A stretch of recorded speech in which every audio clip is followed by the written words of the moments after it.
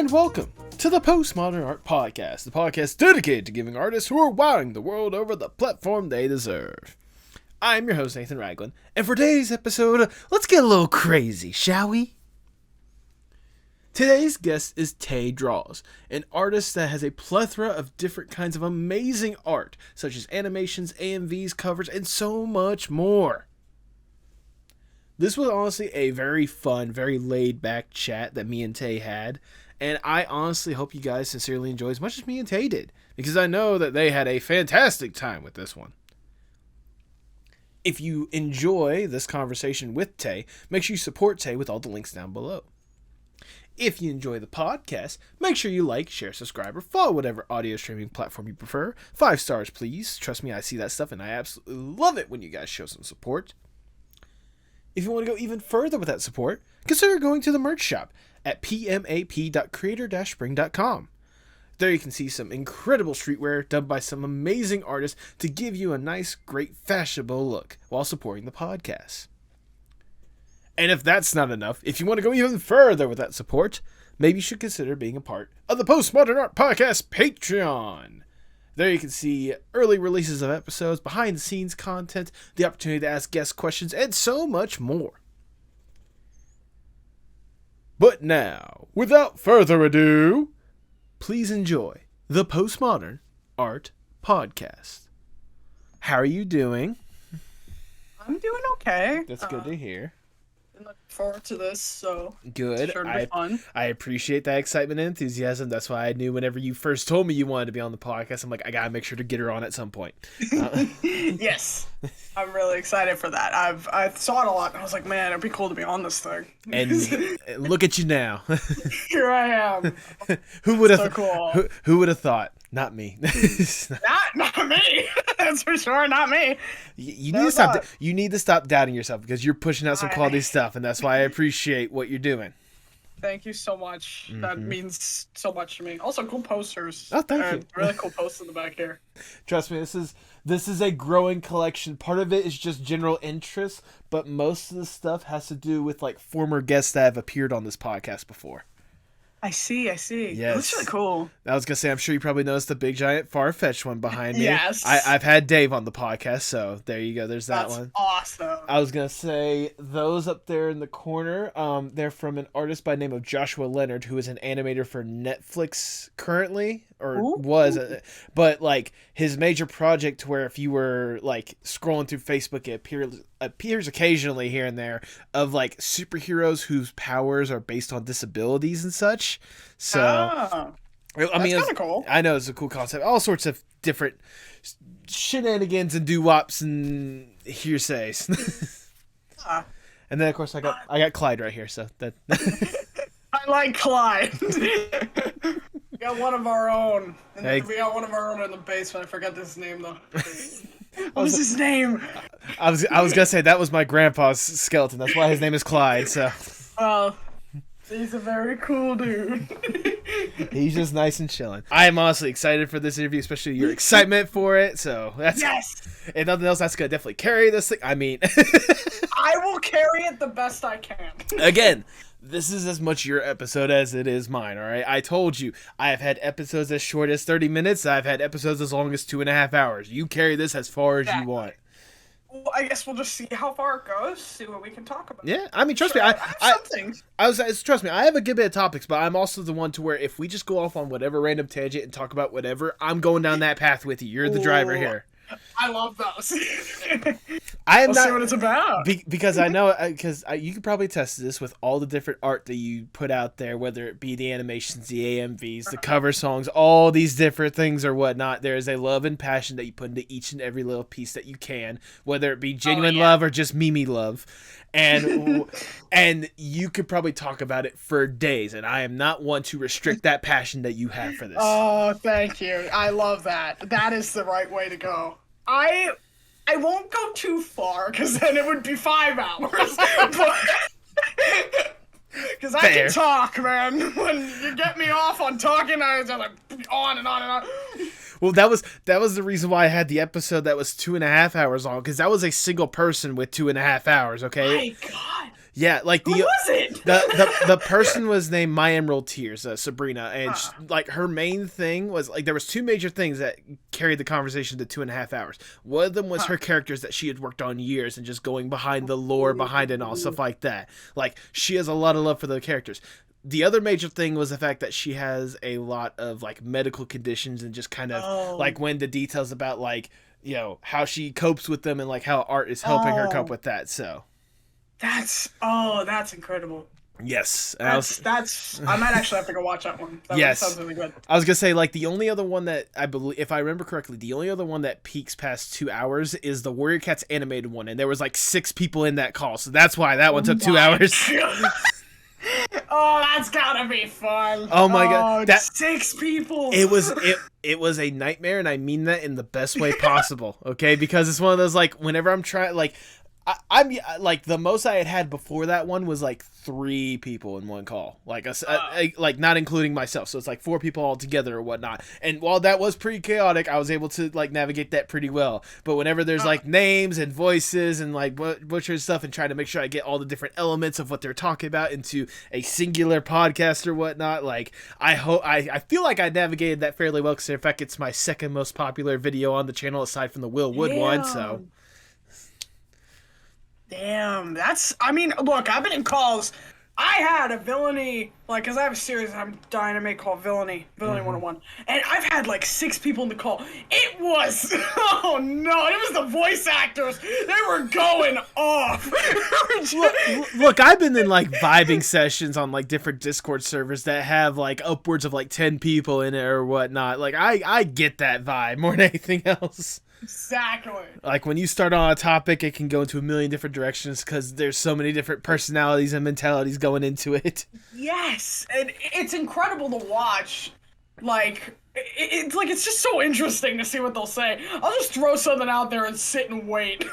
Arms crossed in the chair, like, all right, go ahead. Like, let's hear what you have to say. Go on. Go on. There you go. And trust me, especially because in fact the years that you've had with making art or whatnot, I'm sure you could probably talk for the same amount of time for like 20 people in a singular call. I think we got this. Exactly. Oh yeah, no, I've got this. I have a lot to say and like 5 or 10 different projects, as you can see from that picture that I sent you. So I'm ready. I want to say this in the most sincerest way possible. I am genuinely surprised how fast you got that thumbnail done. That is what I do. I'm scared people with that. They're like, okay, I'm going to commission you. You can have it done by Friday. Done that night, 1 hour. I was going to say, to be fair, you got like all month because this episode isn't premiering until like the end of May. That's why I was like, take your time. I didn't need all month. I think you barely needed all of an hour, okay? Like that's... I planned it. I think what I did, because I saw other people doing it, I planned it in my head. Oh, okay. Okay, you already had the visual in your head. And you're like, if I was to do it, this is how I'd envision it. And then you get the opportunity, you're like, okay, now I can do it. Yeah, exactly. Because I was like, man, because I was once on an interview thing and I got to draw something for it, but it never came out. Oh. And I was like, I wanted that to come out. So I was like, I'm going to take what I did with that, and what if I moved it to this? So I kind of did that, right. But it's never going to be used, so I don't think anyone's going to be mad that it was used to, like, sort of base. Well, but it was my drawing. There you go. I was going to say, well, if it makes you feel any better, I am going to guarantee this one comes out, so your work will not go to waste, okay? Finally. I am not one to promise my guests something and then take it away. Just about every single episode I have done, I've released. Again, so good of you to do, supporting all these artists. That's what they need, and that's just a good thing to do. That's just very good. Is what I try to do. Exactly. I mean, it's one of those, again, like, I'm always the person to where, like, if no one else is going to do it, fuck it, I'm going to be the one to do it myself, so... Love that mentality! It's one of those, like, I love what artists are doing, I feel like they deserve a platform, and I feel like they deserve all the love and support that they can get. If this is nothing more than a step in that right direction, I feel like I've accomplished my job. That's what I always was gonna do. Like, I was always like, man, none of these people are doing these ideas. Why aren't they doing it? I should do it. And now you're doing now you're doing like what, 20 things at one time? Yes, that's I run it all. That's me right there. You see that? That's me. You see that? That's me. Uh, Who directed it? Who voiced it? Who wrote the music? That's me. Oh, this is gonna be a great episode. All right. Is there anything I'm not allowed to say? Like, because I know for me personally, I avoid politics because I don't want to do that. I was gonna say, like, as long as you're not saying anything overtly racist or anything like that, I think we're good. No, But I don't do that. Yes, I figured that. Yeah.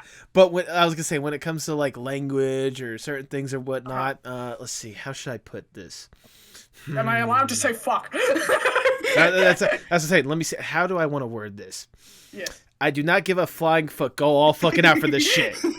Oh, yes! Thank you! Look, I love what I'm allowed to say how I want. Look, I'm at a point, at least right now, to where I'm not getting any sort of like monetization or anything like that, so I don't care what people say. This is an unfiltered conversation. Let the fucks fly. Yes, I love that. Support that 100%. And even if I was monetized, I don't really care. Like, I think the only time that YouTube even cares about that is like the first minute, and I usually have an intro for the first minute anyway, so I can get away with that shit even if I wanted to. Perfect. All right, Tay, before we really get going, I want to ask the icebreaker question of the podcast. Let's say you get an opportunity to go to a deserted island on your own accord. It is just you, alone with your thoughts. You get to kick back, relax, breathe, and truly get to enjoy yourself for a little bit. To make sure you don't go completely insane, you can bring one piece of media or one piece of art with you to help with the kickback, relax vibes. If given this opportunity, what would that one piece be? So it has to either be one piece of art or like one video, or can it be like one of each? It's whatever you consider art or media, one piece, whether it be, video game, movie, CD, again, art or media, whatever you consider, one piece though. Okay, so it would just be one thing. One thing. Oh man, that is actually a really tough question. That's why I like to ask it. I think, oh man, the problem is there's a lot of things that I use to relax. It would have to be for the moment, probably what I would watch at the moment, right? Or what I would do for the moment. At the moment, one thing I use to relax a lot, and it's a game I play, it's Cookie Run Kingdom. Okay. So probably I'd bring Cookie Run Kingdom. That's honestly fair. Yeah, that is a game that I've used a lot. Just have fun with it. It'll be very calming. But it's also stressful sometimes when you don't have enough gems, so it's fun. I will say, like, there is a like interesting like niche like Cookie Run like fandom that I've certainly noticed, like especially like recently, how much they've really like come out of the woodworks or whatnot. I never realized how vital of a game that was or how beloved it was until like I started following more people that love that game, and like the fandom really started showing its colors. Oh yeah, Kingdom really helped the game a lot, because I didn't even know about it until my friends were like, play Kingdom. I was like, fine, I'll play Kingdom. And then I ended up liking it, like most people did. The fandom's huge. It's huge. Once again, I'm very surprised, but nevertheless, like especially with like the diversity of characters that it certainly presents, like it's interesting more than anything else. Yeah, exactly. They have some amazing character designs. Some very likable characters, and the English voice actors definitely, they really brought it home. Oh yeah. Oh, go ahead. No, so you go on, because otherwise I'm just gonna move on. Oh, of course, I got a cameo from one of them. I bought really? One. Yes. Nice. Yes, it was awesome. They said the name of the OC I made for it. It was really cool. Well, that's sweet more than anything else. But nevertheless, Cookie Run Kingdom, that's your answer. You're locking that in. Yes, that is my answer. Then if that's the case, I cannot think of a better way to start the Postmodern Art Podcast. Welcome, everyone. I am your host, Nathan Ragland. Feel free to subscribe or follow whatever streaming platform you prefer. You can support the podcast on Patreon. Go to patreon.com/PMAP. And follow us on Twitter and Instagram at PostmodArtPod for future updates and guest announcements, including today's guest. She is an artist and voice actor that provides a plethora of different kinds of amazing content, like animation, AMVs, covers, and so much more. Welcome to the podcast, Tae Draws! Thank you very much. What a wonderful intro. You wrote that? Yeah, I wrote that. I wrote that. Oh, I loved it. I love that. I love custom tailoring every single intro that I provide my guests, because if nothing else, I hope that, at least for a first taste for the audience or whatnot, is a true representation of the incredible content you've been able to create. So it's perfect. Oh my god. I was not expecting that. Well, expect the unexpected here at this podcast. But Ooh, okay. But before we really divulge to the content you're currently making, I want to go back just a little bit, if I may. I want to know more or less the origin stories of Tay. What got you interested in art and animation and music in the first place? Okay, so obviously when you're young, a lot like most kids, they pick up they pick up colors, they pick up pencils, they start drawing, the usual. That's where it probably started, but it wasn't really, fully conscious. It's kind of just like you grab it, you're random doodles of colors and shapes and ungodly creatures. And then there's later on, I was always fascinated by the idea of having my own cartoons and my own studio. Watching all these things on TV, it's like, how cool would it be if that was your stuff, if that was your creations? And at the time, a lot of the things that I wanted to write and do were not even possible, I'm pretty sure, or weren't accepted yet.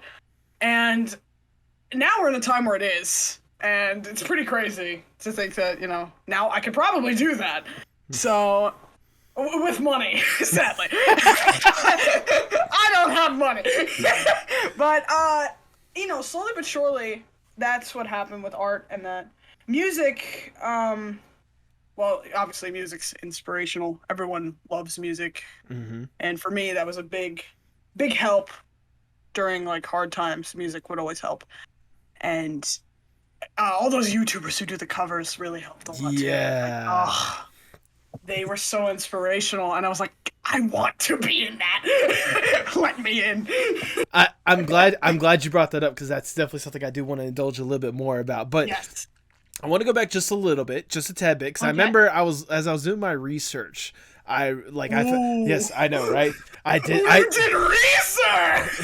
I'm interested. What, you think I was just gonna drag you on here and be like, so tell me what exactly you do? Come on, no, I'm gonna take the time to make sure I get some good quality facts. Yes. But I'm really interested. One of the things I did find is for you, I don't know how true this is, but you remember as early as you were 5 or 6, whenever you were really decided to divulge into art in the first place?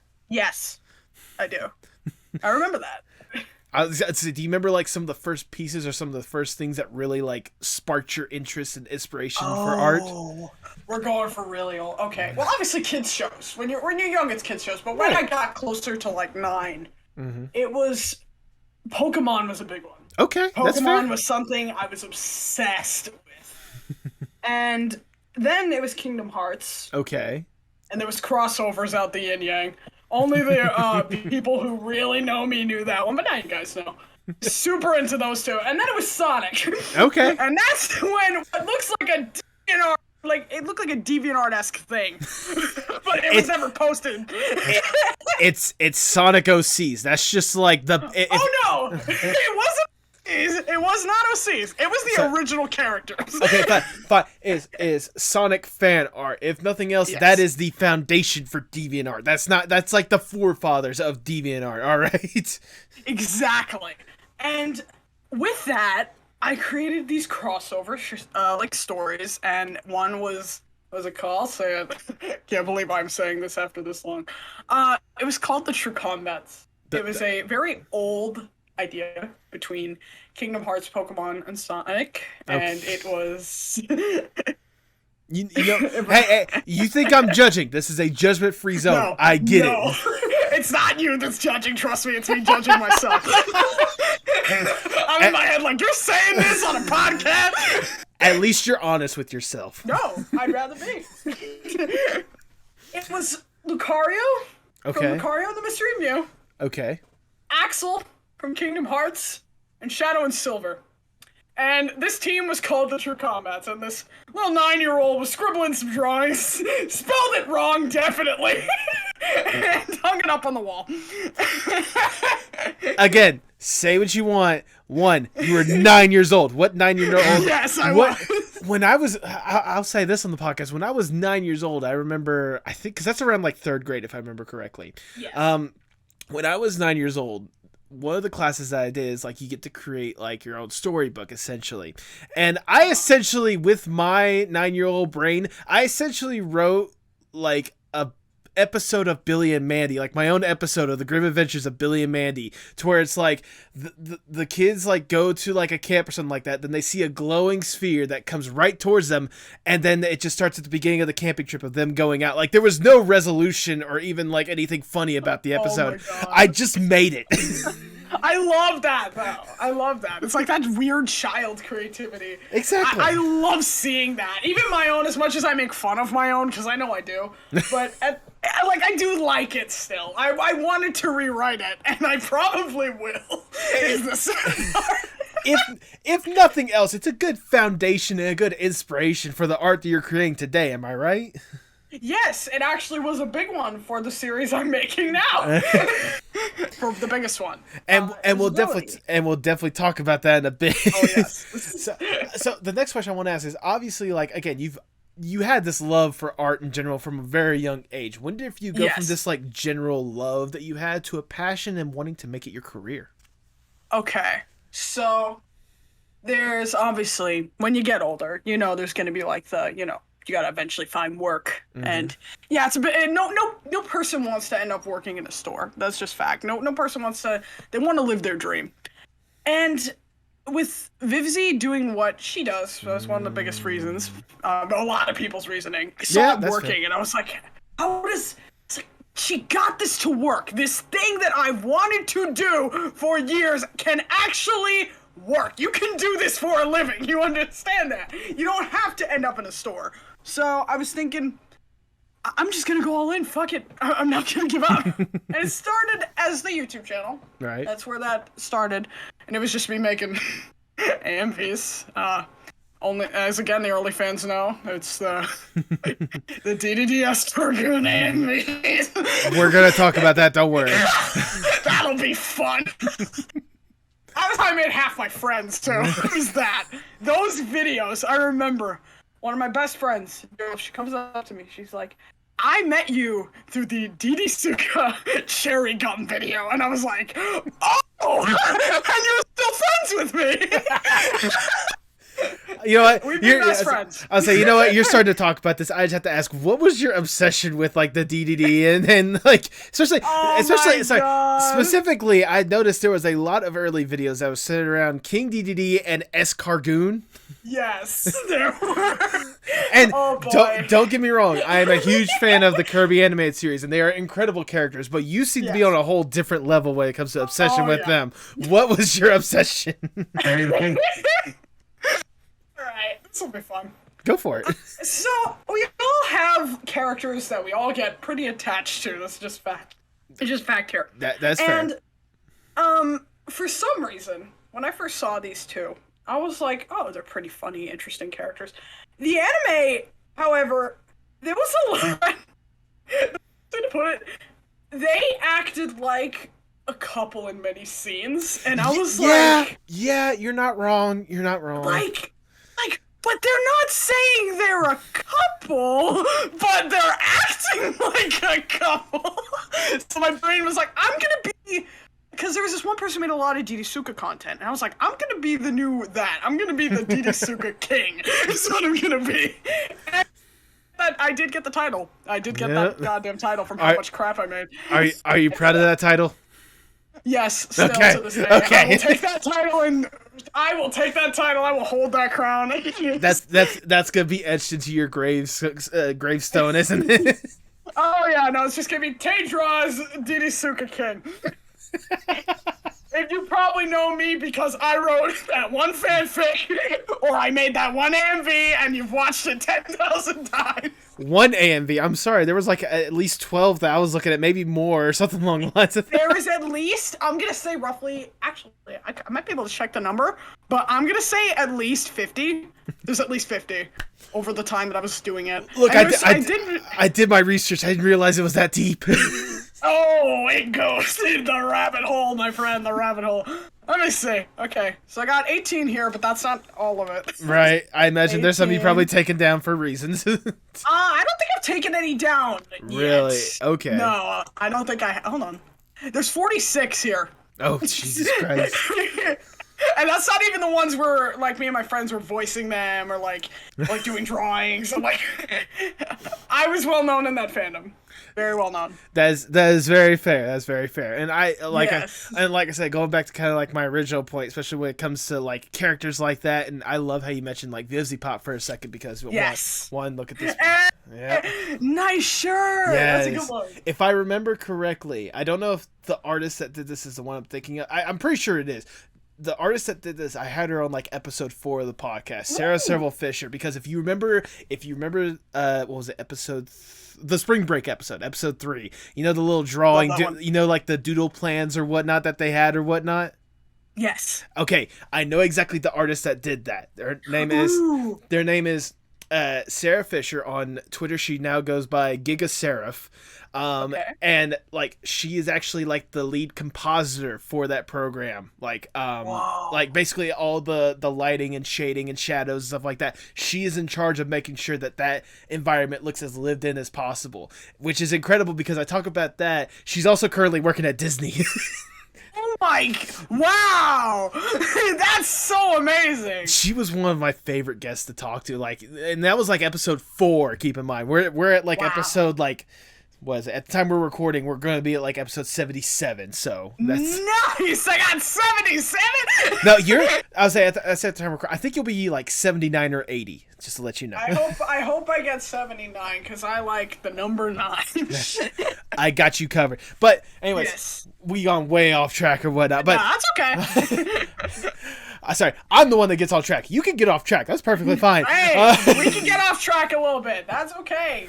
But it's back to conversation. Back to my original point when it comes to like certain inspirations or whatnot, and I'm glad you brought up like Vivzy or whatnot because again, I really do love her work, and there's a reason why a lot of the guests I've had on this podcast worked alongside her. So I have to know that for you, what was it about what she did and how she carried herself that really inspired you to really go forth with your art?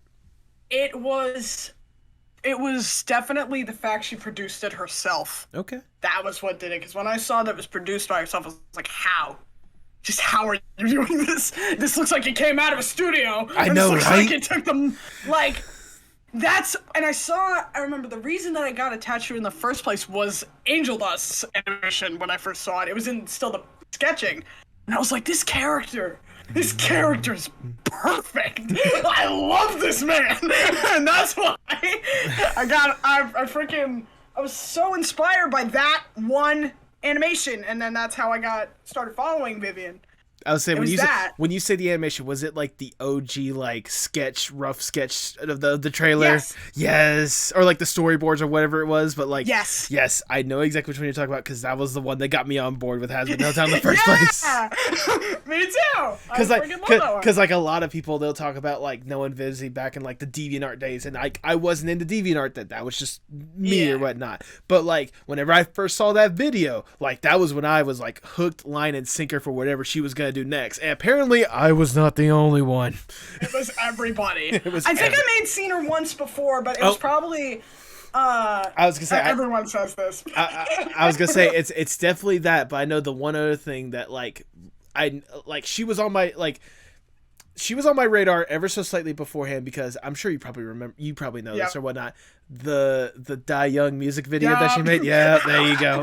Saw it on Newgrounds. You saw it on Newgrounds. That's even better than me because I saw it on like YouTube probably like at least a year or so later. No, it was Newgrounds. Why was it even there? I don't know. It was just like, oh, look at this video right here. I'm gonna click that. I remember seeing it because there was a time to where I was just all in on like animated music videos. Like there would always be that like craving to where I would always want to go to and just watch nothing but like animated music videos. It was like that. There was Lone Digger by Caravan Palace. If you know that one, yes. I'm trying to think. There's another one that I can think of off the top of my head.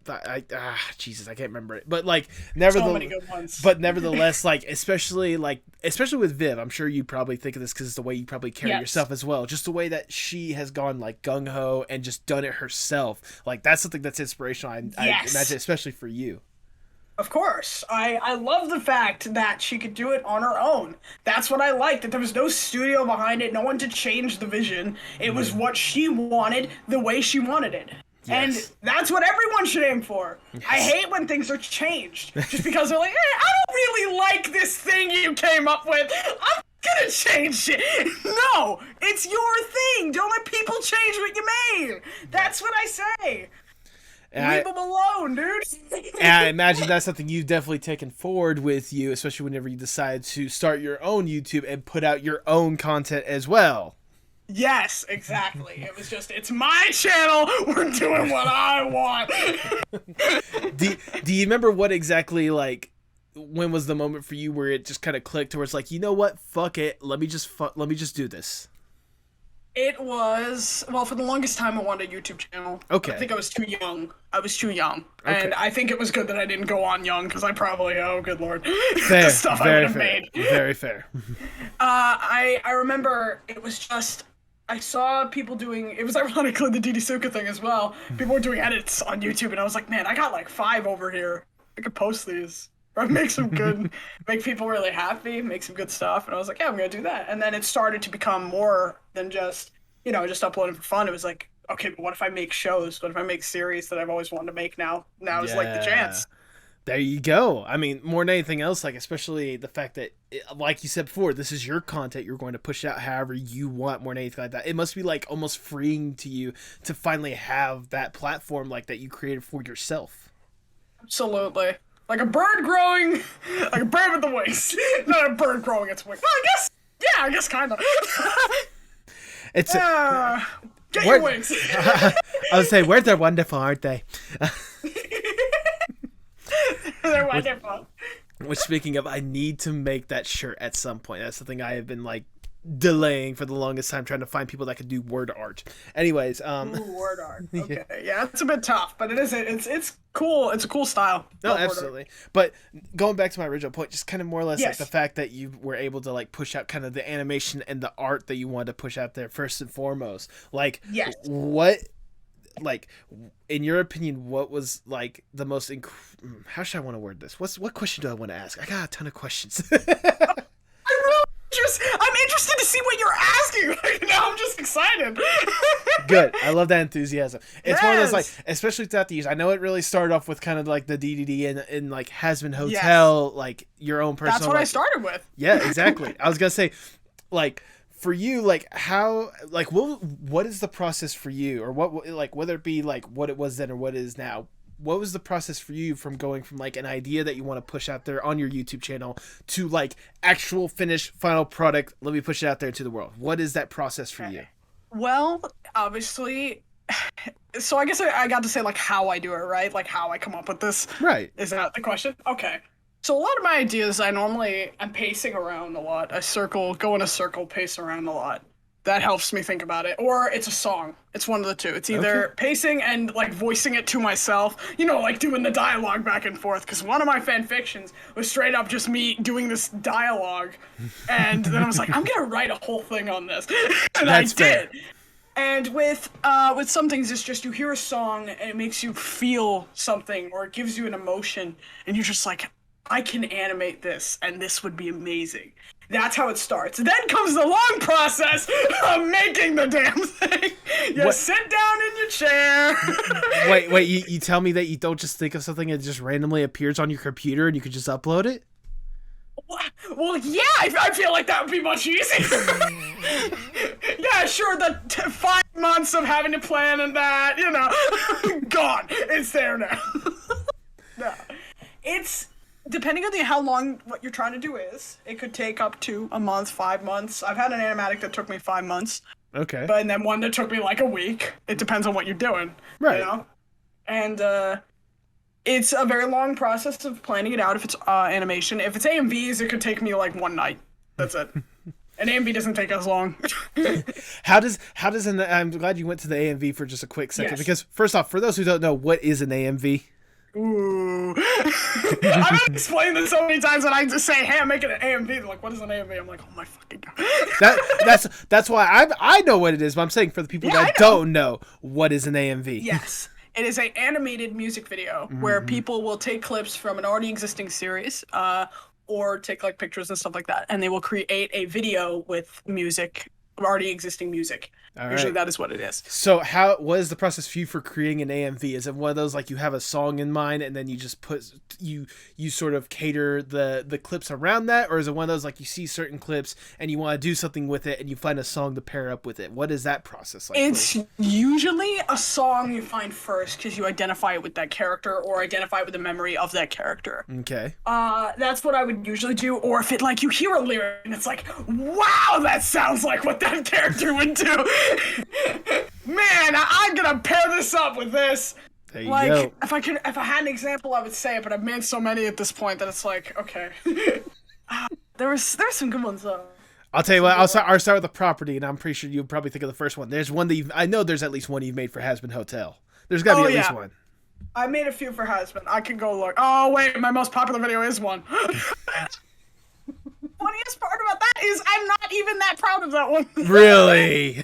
Yeah, it's an Alistair Angel video. Well, that's why it's popular. Like, you just put those two together, and I mean... It was Alistair Angel, I believe it was Genius by Sia. Okay, and yeah. People went nuts for that. And I remember I made it just because I was bored. I was like, I don't have any ideas, I'm just gonna make this. And the thing has 156K, and I'm over here like, what? It's that.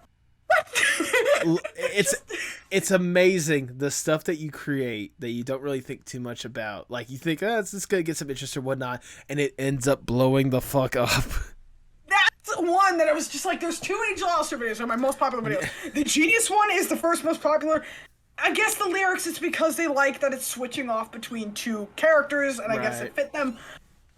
I mean, I don't think that's my best. I'm gonna be honest. People love it, but I'm over here like, it's fine. Yo, I guess. I was gonna say, so like, I feel the same way with my most popular video as well. I think I don't know if I said this.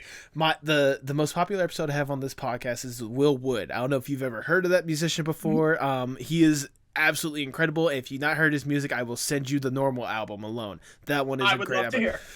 But the one that always, like, that episode, like, on average, I get about 50-ish views on a singular episode, like, within the first week of when it releases or whatnot. And that's fair. That's fine.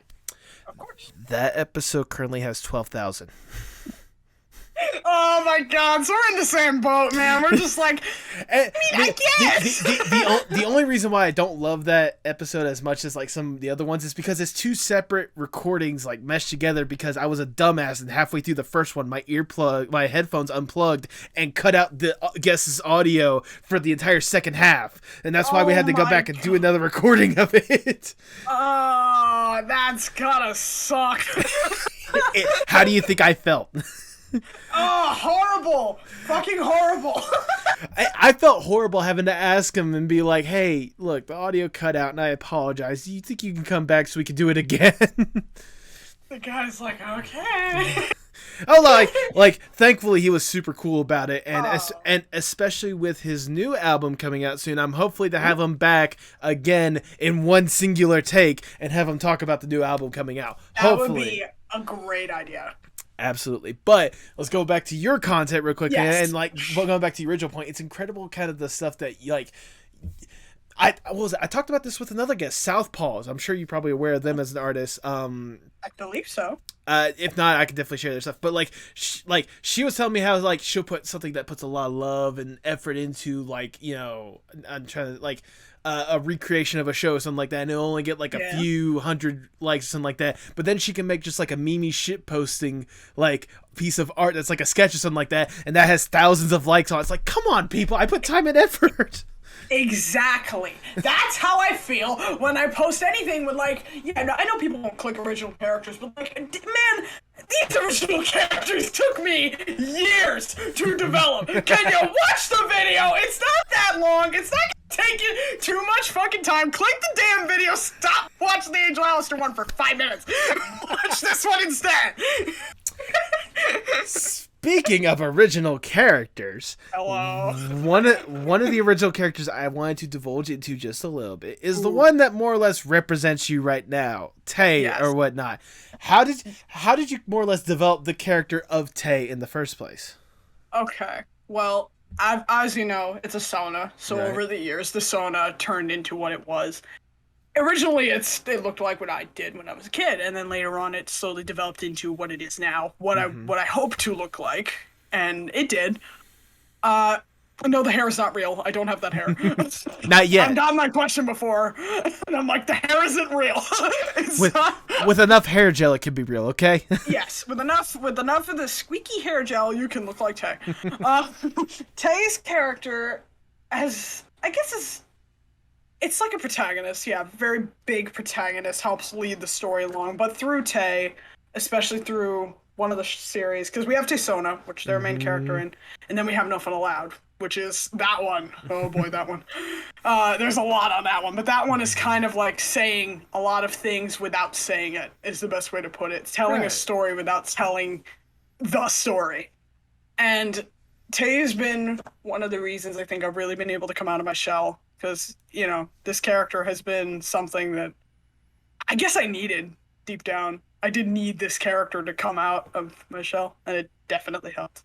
Definitely. That's honestly like incredible to hear. Like I was thinking we were gonna have some sort of like Mimi answer or something like that, but that's like very genuine, and I appreciate that. Of course, that's what they did for me. I was gonna say the only reason why I say the Mimi thing, because the first thing I think of whenever I say Taesona is literally the series Taesonas, to where you have Tae Draws, but then you have freaking Italian Tay, you have God Tay, you got Turkey Tay. I mean, the baby. Yeah, they're a funny bunch. How did you come up with that idea in the first place, if I may ask? Okay. So me and my friend, Dearlove, who I talk about a lot on this, because she's involved with a lot of stuff I do. On New Year's, we were sitting together with all these different designs I did for my covers, and I was like, okay, but what if they were all, like, different people? Like, they weren't related at all, but they were all, like... They're not related, by the way. The Taesonas are not related. They're all different sections of a different soul, kind of. But they're not related. They all have different families, different, like, everything. And when we did it, I was just like, okay, we'll, like, do little pieces of, like, who I am. Like, yeah, do one who's an introvert, do one who's an extrovert, do one who's just full-blown Italian, do one that's just a tiny turkey for fun. That character's the most popular.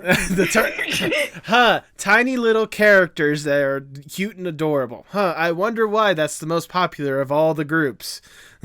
It's because they're the baby and they're the meme. They were made in a meme. And they sound like this. I would have thought it would have been the family-friendly Tanner sketches. Tanner, the baby. He's fun for different reasons. Tanner. Right, no, absolutely. He's gonna, when he gets more stuff, it'll be very fun, because there's more to unravel with that character. There's a lot more to unravel with him. I would say, I imagine there's a lot to unravel with just all of these different sonas in the first place. I mean... Oh, yeah.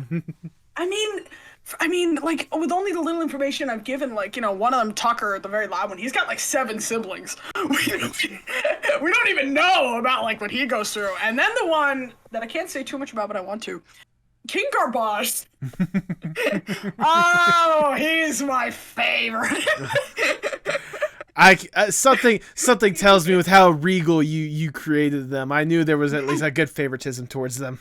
Well, there's a reason he was made to look that way. He's not like a prince or anything. He is a narcissist. I was also gonna say, let's see, you got King Garbage, and like knowing your history, I figured if nothing else, it was a good connection to the King DDD. But that's just a hunch or something like that.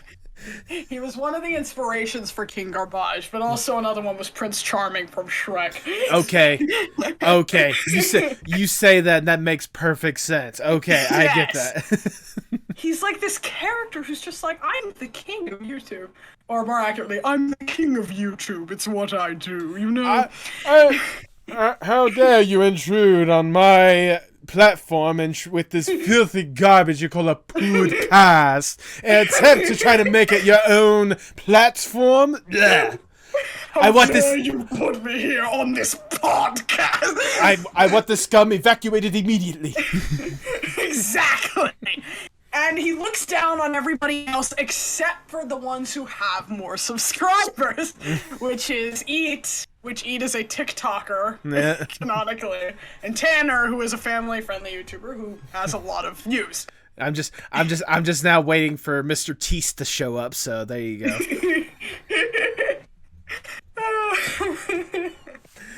Oh, there's so many. Much.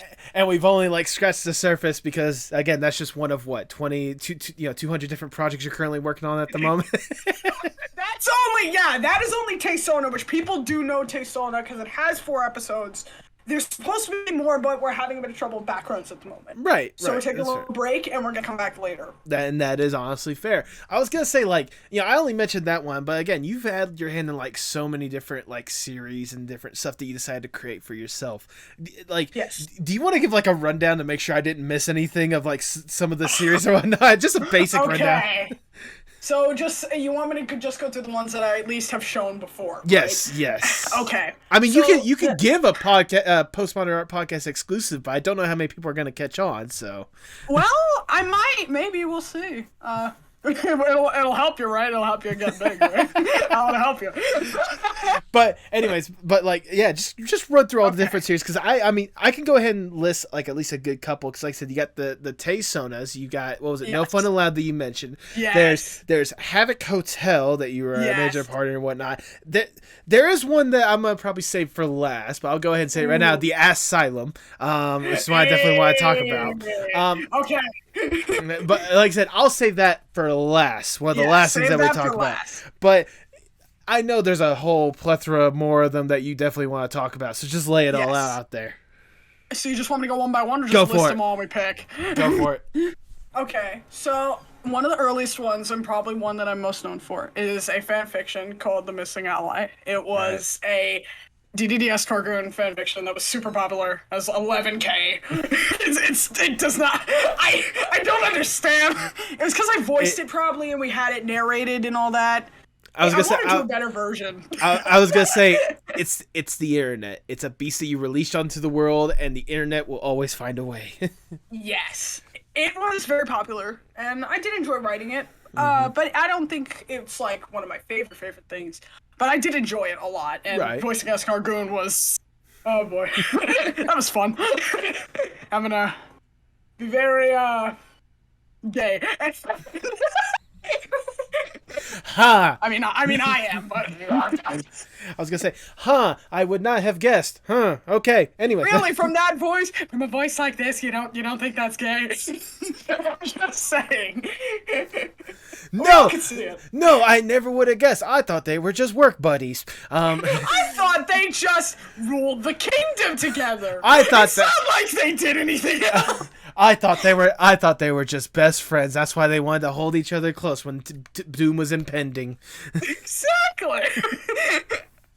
Oh, that always makes you laugh. I love that excuse. Oh, they're best friends. Shut up. I legit always say, shut up.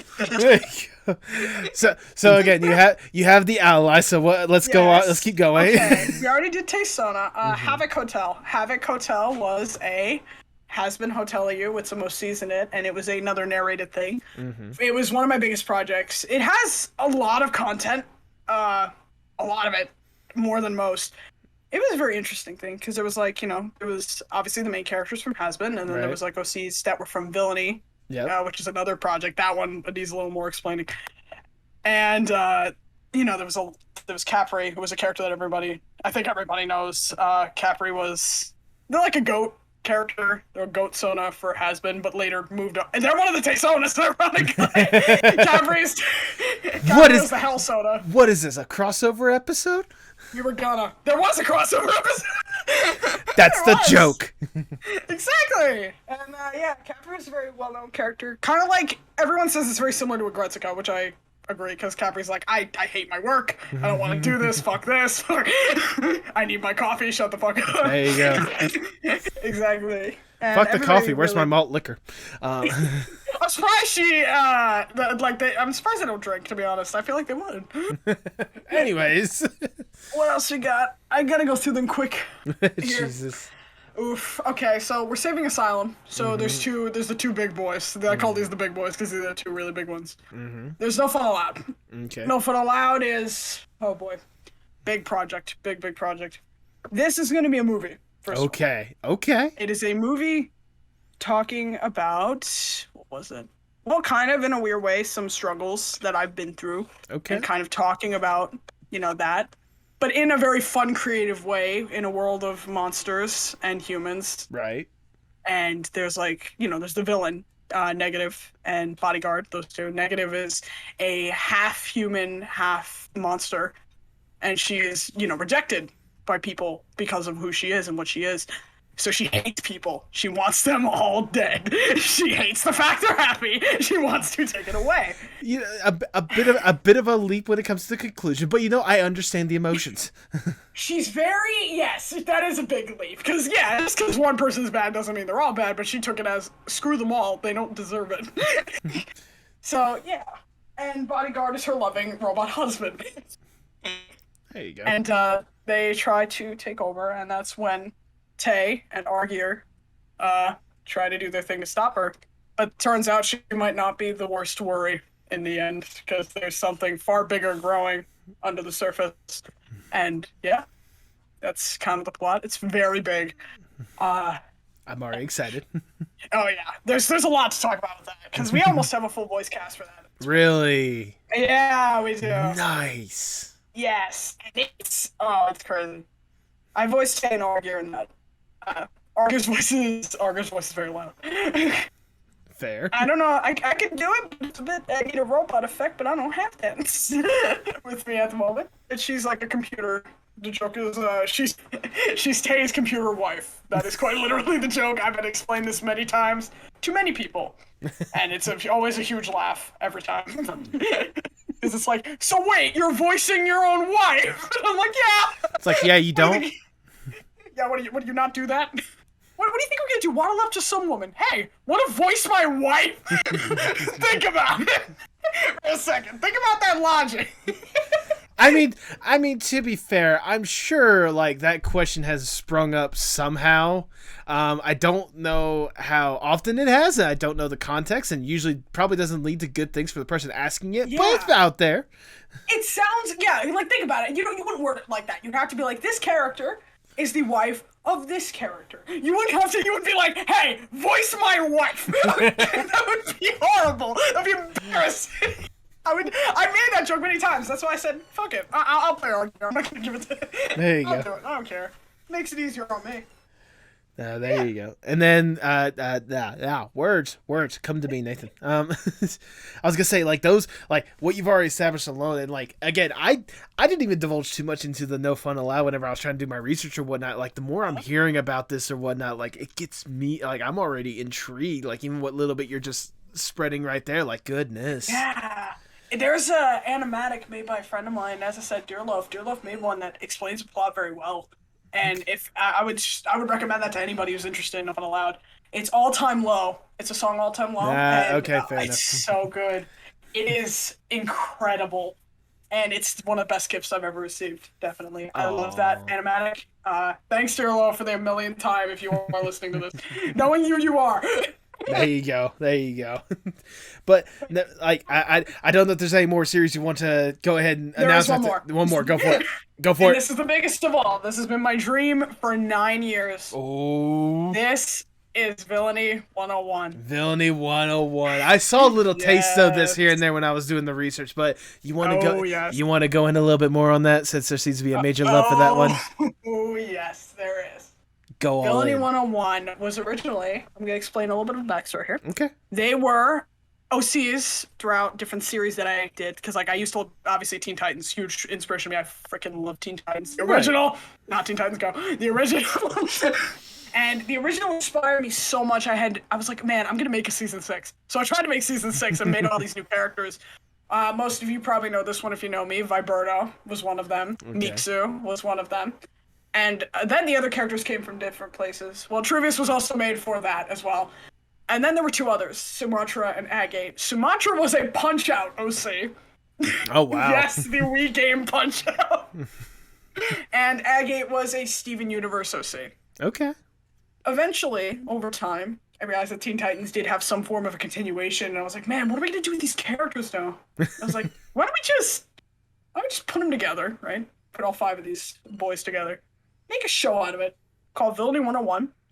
And ever since we did that, it has been something that I've wanted to make for so long. And all 5 of these characters have stories to tell, which they're all the main characters, these 5. I can talk about each. I can do quick stuff if you'd like to hear. My Berto is the drunk leader, redheaded drunk. He's a bad leader. Bad leader. He wants to take over the city of Novanoid.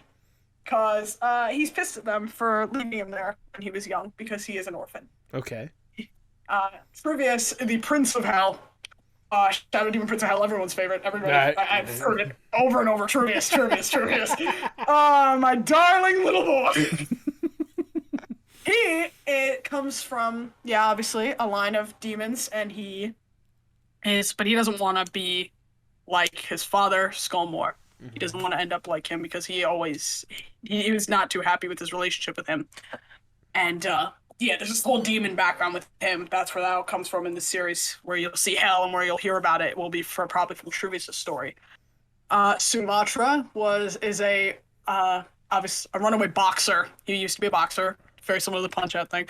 He was a boxer, and he ended up stealing the title belt because he lost, and he went on the run, and he ended up with the villainy.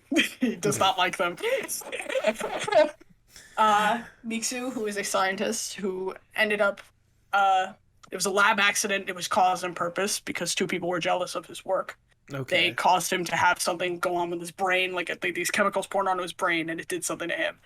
And now he's like I can't work with other people anymore. I can't do it because it was like he has like these twitches now, and he looks, he's got problems, and he's like, they're not gonna even let me in because of this. That's fair. So he ended up joining the villainy because Vibro said there's a free laboratory. There was not a free laboratory. and finally, Agate, who was originally human, but was found. It's a bit dark, but he was found on the street. It ran over, Ooh. And Miksu found him and rebuilt him. He doesn't know his old name. He doesn't know who he was because he has amnesia, and now he's just this robot boy. But later on, he gets his personality back, and he's just he's a little bit playful. He smokes. He's a funky little robot man, and that's the main 5 of Villainy 101. And they're trying to take over the city, and it's gonna be interesting to see their stories unwind. Just you describing that little bit right there. Again, I saw a little taste of it here and there, but I didn't realize how invested you were in that, and just some of these other series just as a whole. It's probably going to be impossible with this next question I'm going to ask, but out of all the series that you have or whatnot, do you have one that you personally cherish the most, or one that you absolutely love the most and you cannot wait to see more or less the fruition of that, when it's all said and done? I'm going to have to pick 2 here because if I had to. I want to pick one, but there's 2 now. Originally it was 1. I would have said Villainy at first, but it's Villainy and No Fun Allowed. Right. Because No Fun Allowed has become more than what it was. It's become a story that I need to tell. And it's very important to me to tell that story. And those 2, definitely. Villainy and No Fun Allowed, top 2. Number 3 is probably Taesona, if I had to pick a third. Because Taesona I would love to see done. I would love to get it done. It's a series that's really funny. Yeah. And just interesting. And it's fun for me, definitely. I was going to say, if nothing else, especially with all these different series or whatnot, for each individual one, there's a little bit of yourself, especially with Tay, there's a lot of yourself that you put into each individual one. And I imagine it's very touching and endearing, kind of the stories that have been able to craft from it. And you more or less want to push it out there, if nothing else, because you want, this is what you love, and you want to see more or less your children grow up and be out there in this world. Yes, I remember that's all I thought about when I was younger. I remember I'd sit and I'd be like, you guys deserve to be seen. Mm-hmm. Kind of talking to these characters, just you deserve I can't be the only person who sees you. Right. Other people need to see you. Other people need to enjoy you. It's a little bit emotional, but yeah, that's how I was, because I was usually, my thing was that I was usually alone. Yeah. That's what I would do. I didn't have any like in real life friends. I didn't have much, and with these characters, it was like they were family. They were friends. They were what I needed. Which now it's like I have to let you guys see other people too, because like it's just sorry guys, we can't be together all the time. We're gonna have to see other people. Don't think of this as us breaking up. Just think of it as I'll see you soon. I'll see you later. Daycare. It's more like, go have some fun with your friends. Come home at night. We got the curfew. Come back. And now they get to see other. They get to other people get to see their stories, which is what I want. And going back to like my original point, like somewhat towards the beginning of when it also must be like very amazing and freeing that you're like, as difficult as it is, it must be amazing and freeing that you're the one that's being able to produce this stuff on your own accords, on your own terms, pushing the stuff out there in the level of love and quality that you want to make it as. Of course, that's the most important thing, to keep them the way that they were. Like something like how, like with people, would you ask somebody to change just because, oh, I don't like it that way? No, you can't. Unless it was like, they're hurting themselves. That's a little different. But, like in this case, it's more like, this person's a little weird. Are you really going to change them just because they're a little weird? No. They don't deserve that. Yeah, you gotta accept them. You're not going to change anyone that's weird. Unlike me, I'm never weird. Yeah. No. We'll try. I'm never weird. You're weird. You've never been weird in your life. You're a completely normal person. Now drink your black coffee. It's not black coffee, but no, I'm kidding me. I have a podcast where I talk to artists. What part of that is not weird? Okay, I mean, it's brilliantly weird though. I love it. No, I support it. I didn't say it was a bad thing. Is weird. Who said? No, I know. Whoever says weird is a bad thing, they're the weirdos, and no one should ever acknowledge them as people. Yeah, fuck them. Okay, but weird is good. Half of the greatest ideas and half of the greatest actors, voice actors, people you see are weird. That's their thing. They're weird people. Yes. Accept some of the weird, my friend. That's how you're gonna get the best quality. There is too weird, though. We can agree. There is too weird. No, there is too weird. Yeah. I mean like Robin Williams kind. No, I know. Like Robin Williams is the good kind of weird. Constantly eating salsa covered Oreos is the bad kind of weird. Okay. Yeah, no, don't do that. That's just hurting your health. Not weird. That's hurting your health. Anyways, let's drive this thing back to the conversation real quickly. And I love you talking about the different kind of art and different kind of animation that you've created. But there's another part that I do want to talk about that I actually really do love and enjoy from you. And that is the different kind of voice acting and song covers that you're able to produce for yourself as well. What exactly, like, the development of that, did that sort of go hand in hand with the animation, stuff like that? Or was it like voice acting and music or whatnot? Was that something that you've kind of always wanted to do as well? Something that you kind of just developed on your own? It was all of it, kind of. Yeah, it does all mix together. Okay. With the voice acting, it was when I was entertaining my siblings when I was a kid, we used to play with toys. Mm-hmm. And what I would do is I'd there was Bidoof, Bidoof's a Pokemon. Yeah. And I would do this little Texan accent, and then they'd start laughing, and it was that joy that really made me enjoy doing voice work. And and then I saw all these shows, as I always say, these shows inspire me the most, and I wanted to do that. I wanted to be that. As always, as I always say, I wanted to be that. I wanted to be that somebody who provides a voice for a character and makes people so happy, brings that kind of joy to other people, that inspiration to other people, so maybe they'll do the same and go for what they want to do. Absolutely. And with music and covers, it was, originally I remember I was very self-conscious of my voice. I was like, nah, people aren't going to like it because it doesn't sound like the rest. It's too, my voice is lower, more of a bassy voice. And later on, I was like, no, you should just do it.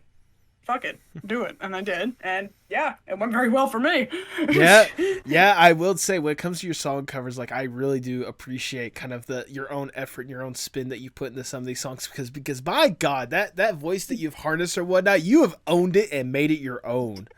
Thank you so much. That means so much to me. That voice. Is there a particular song cover that you look back on and think holy holy fuck, how did I do that? Or like, it's incredible, more or less, like the effort I put into it. Is like, what is more or less your proudest song cover? Let me just look, because I think there's one I'm gonna say, but just to be sure, let me just look. I've done a lot. Yeah, so fair. I do need to just take a quick look, but I think for now, the one I would probably say that I'm thinking of is Enemy by Imagine Dragons. Okay, you know what? That's fair. That is very fair. Enemy by Imagine Dragons hurt. It was good, but good lord, did it hurt. And it was really good. It's a really fun one. Let me look through. Oh, Turn Back Oh Man, the collab one with a bunch of people. That one was like, oof, that's the one that got Wile E. Coyote's attention. Yep. And that's why we did covers together. That's why I'm pretty sure he was like, that's the reason why he heard that. He was like, do you want to do a cover? I was like, hell yeah, I do. Oh, and this one, even though I don't do this as much, the metal singing on One Hell of a Villain. That one. Yeah, you know what? Yeah, that's a fair one. That's a good one. That hurts so much. Wait, you're telling me that metal singing is not easy as all get out? Oh, of course not. It's gonna hurt. It's gonna hurt immensely. You're gonna be in immense pain. No, it's as easy as going. Like, I mean, I don't. It's like, I mean, it's like, oh my god, I haven't done it. No, you don't have to. You don't have to ruin your throat, okay? Nah, it's okay. I did it earlier for an audition.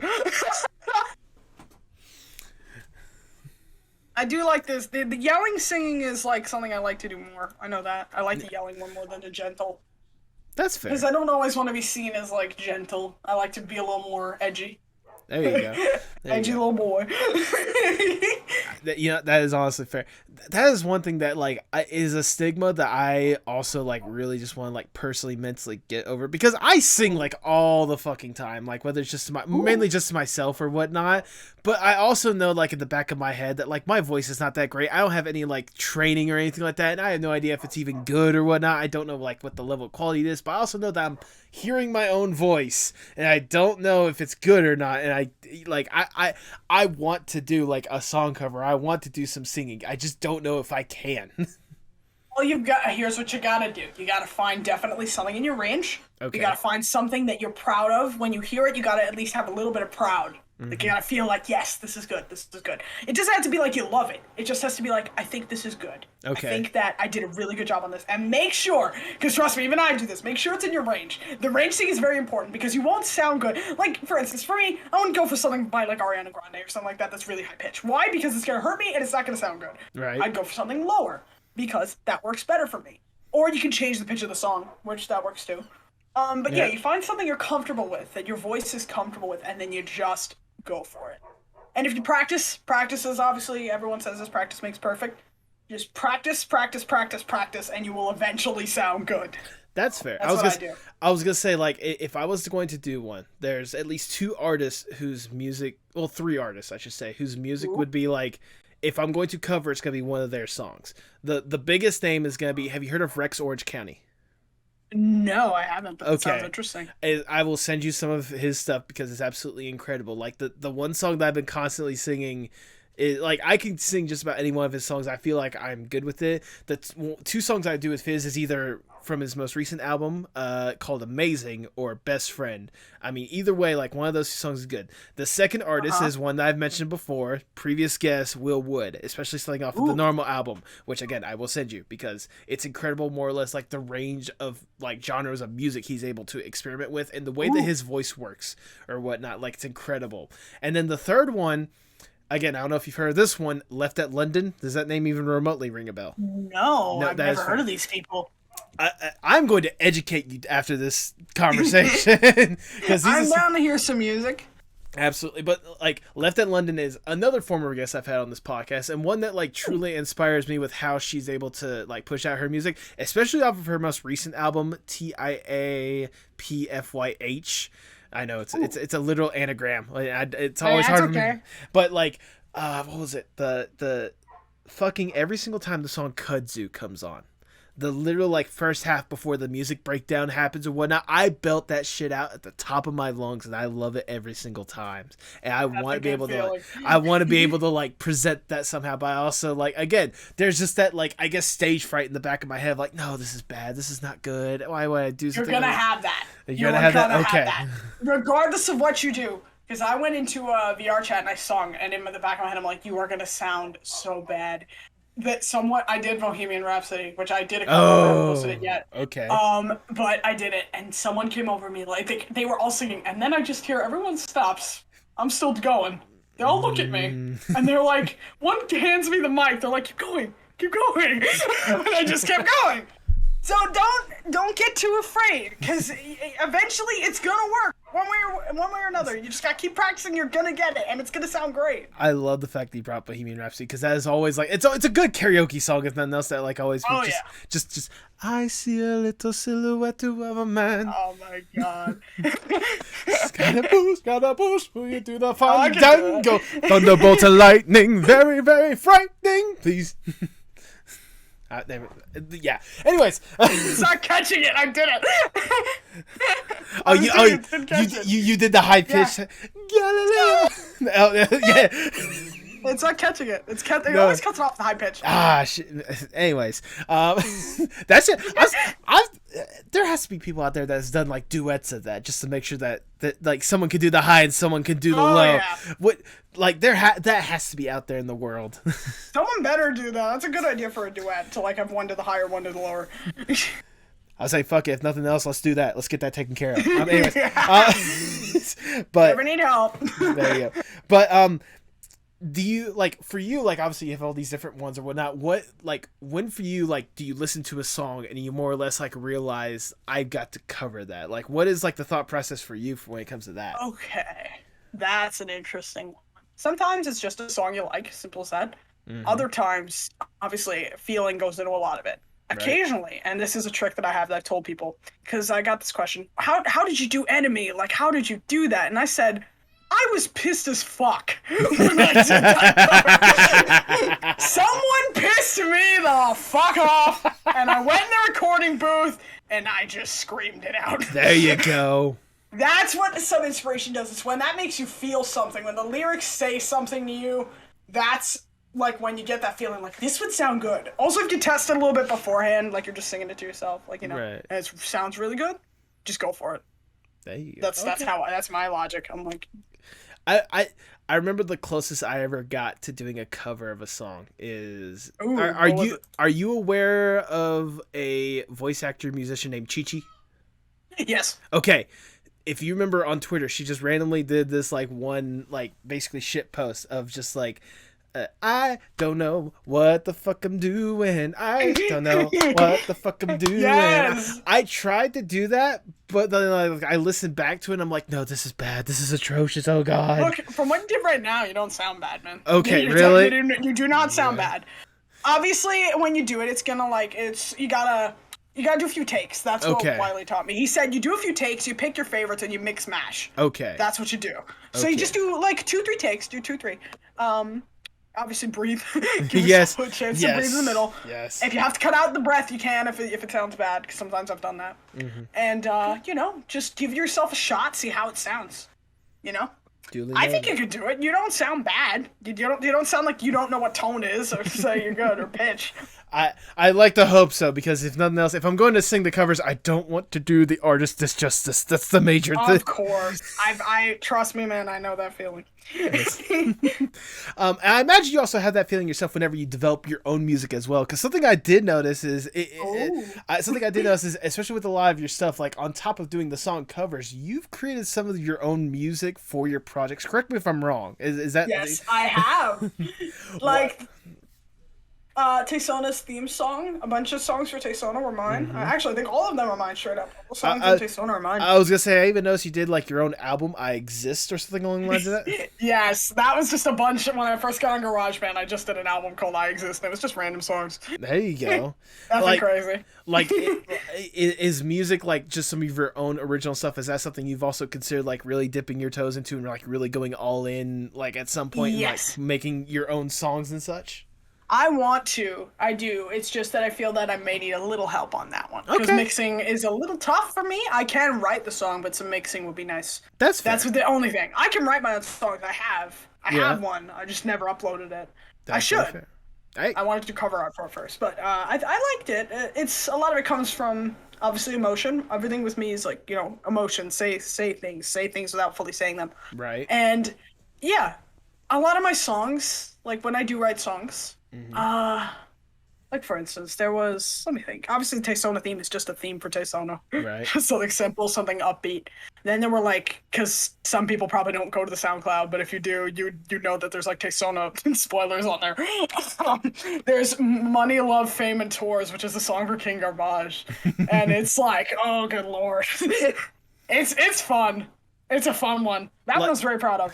Like, I have to ask, like, it must be cool for you being able to, like, more or less just create your own, I guess, like, media empire, or at least media foundation of empire! I like that! But like, with what you've been able to do and what you've been able to produce yourself, like, you produce animation, you produce art, you produce music, song covers, AMVs, like, the list goes on with all the stuff you've been able to create and, like, all the different aspects of it that you've been able to have your hand in. Like, does it ever, like, blow your mind just stepping back a little bit and realize, how the fuck am I able to do all this shit?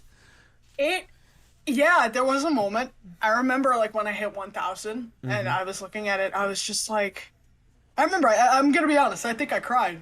Because I was just like, I did this. This was mine. This is mine. This is what I did, and I could do all this, and I could keep doing all this. Right. And it was a moment. I remember there were moments where I sat and thought, holy crap, I can do all this. Yeah. And the list only gets longer. Yeah. Like, I'm sure there'll be more. I know there's going to be more. I know one of the ones that you've been kind of teasing, and one of the ones I've been excited about is the Asylum. The Asylum, yes. What is this little... I don't know how much you've been wanting to indulge, but what exactly is this idea, and what made you realize that this was something you need to make a reality? Okay, so the story how we made this was quite funny. Okay. Because this whole show, I'm gonna make this very clear, this isn't like the other ones. This one is shitpost central. Quite literally, this is a show where I don't give a fuck. Okay? This is a show where we're being dumb because we goddamn want to. Okay? I was on a walk, on a call with my friend TF2 Bill. Okay. You all probably know him if you are on, again, if you look at my channel, you know him. And I was just walking, and I think this is gonna be so funny because it's a little bit of a spoiler on the first episode, but it's not a big deal. I was walking, like, I scraped my knee. Remember, I scraped my knee. I fell over, I scraped my knee. I was like, God damn, my knee fucking hurts. I was just making this joke, and I was like, hey, Bill, I broke my fucking leg. Can you call 911? Something like that as a joke. And then I'm like, hey, why haven't we done a show where we just invite all our friends on and just make stupid shit? It's like, that's a great idea. So we sat down. I sat down that day. I was like, I'm going to make us renders. Gonna make all our friends renders. I'm just going to do a show. We're just going to do a show like Conjun House, which if you guys know Conjun House, that is quite literally what this is going to be. It is Conjun House mixed with Tay and the friends. And trust me, there's going to be some interesting shit in there. Because we got some special guest stars already. We've got some very interesting special guests. We've got 2 for now, but next season, because I've already got some shit lined up for next season. Yeah. Because season 1's almost done. We got 4 episodes left to edit for me, and then a trailer will be popping out. There you go. You might be a special guest star on that, because I think I've been planning you. Yeah. What, little old me? Little old you gonna be on the show. Seriously though, that would be a great honor, and I sincerely hope that is seriously the case. Yeah, because I had an idea for an episode with you, and I think I did. Okay. Yeah, I will let you know about it. I'm not gonna spoil all of it, but there are special guests. There are there's friends that I cannot wait to feature, because I have obviously my friends, people who are gonna be very funny impersonations of characters who you guys probably know. There you go. And that's gonna come up a lot. YouTuber impersonations as well later on, because trust me, some of the shit I have. Oh my god, it's funny. There's some funny stuff. And it all comes out of nowhere. If you think you know what's gonna happen, you're already fucking wrong. Okay? You don't have to guess. You don't know what's coming. The closest thing you have to it is what I just fucking said. Okay? I think what you have perfectly described is more or less the animated representation of an abstract painting. It's one of those, we know what to expect, we see what is potentially going to be there, but we're not going to understand what the fuck is going on, and we're just going to love it. Exactly, you're not, because things are gonna happen. It's gonna be based on random shit. I go up to my friends, I say, okay, think of something stupid you want to make an episode about of. And we're just like, okay, this. Write the script real quick, record it, done. We're making it. That's it. That's literally it. It's going to be very stupid. There is no point to this. You want something with a plot that's coherent, you go for taesonas. You want something where you can turn off your brain, go watch Asylum. If you want something where you have feels, no fun allowed. No fun allowed in villainy is gonna punch you right in the gut multiple times. It's going to punch you in your gut, reach up and grab your esophagus, and then yank that down, hoping that your brain and your heart comes along in one quick thrust, and hopefully like take all the emotion and life out of you. Exactly. It is going to be a ride. They're both going to be a ride. Taesona is sort of a ride, but it's not as bad of a ride. And Asylum is just a roller coaster that keeps going in a circle over and over and over and over and over again, except that circle is like a loop that's going to keep changing each time, and you think you know what's about to come up, but you don't. And then it just drops you all the way down. Oh goodness. I'm already thinking like if this is just like random ideas built into an entire episode, I'm gonna throw this out there. Season 2, I don't know if you've already thought of this already, just have one based on like stupid dad jokes. Like it's one of those like Tay or whatnot is like trying to get something important done, but like the entire time like the people that are involved are just saying nothing but dad jokes. They're doing nothing but driving Tay insane. That is all. That's not a bad idea. I might have to list that one. Dad jokes. Yeah, it sounds like an episode. I know there's gonna be like I can say a little bit. I'll say the ones that aren't as interesting if I were gonna say any, because like for season 2 there's an idea about it's just called like what is it, weather or something like that, and Tay's like, man, it's so it's hot in this house. I need to open a window. They open the window, the tornado sweeps them up, and they're gone. That is that is quite literally one of the ideas. It's just the weather is destroying everything. They're fine the next episode. There you go. Well, yeah, it's one of those like you can say this is a serialized series. This is like freaking the YouTube equivalent of South Park at this point. Exactly. It's crazy. We got oh man, there's so much that goes into it is the funny part. Even though it's just stock images and shit in the back, it does take effort to come up with this crap. Hey, say what you want, like, especially when it comes to good quality content, that stuff is not made in a day, all right? Oh, no, it's not. Each episode takes, like, what? Film, like, look, we realistically could get it done in a day. We could, but it's more a matter of taking more time because I can't, like, edit 10 of these in one day. I'll be there the entire day. I will not sleep. There you go. Unfortunately, it takes time. All these things take time. Absolutely. Wow. And like, thinking of everything that you've, like, developed so far, things that are to come, like the Asylum, No Fun Allowed, Villainy 101, all these different aspects and all of these different mediums of art that you've more or less indulged yourself into, and seeing just how far you've come along to the point to where you're currently at like over 2K subscribers and such, and you're pushing incredible quality stuff out there. Does it ever blow your mind just kind of the journey that you've been on so far since you've really gone all in when it comes to art? Yes, it blows my mind almost every day, because I remember years ago I was a kid who was just filming videos for themselves, just filming toys, having fun doing that, and here I am now, 2K, sitting here, like, now making some money off, like, helping other people make their stuff, too. There you go. It's crazy to think that, like, that kid who, like, there's even a video, honestly, the way that I'm talking about it, there's a video where I animated, like, Tay walking up to the younger Tay, and it's a bit emotional, but it's, like, that's basically how I feel. It was that, you never thought you'd make it here, and you did. And it does blow my mind almost every day that I can do this, and I'm honored to be able to do this for people and for myself, mainly myself. But the other people is just an added bonus, because I get told all the time, like, what would I have done without you? And it makes me, like, want to freaking cry.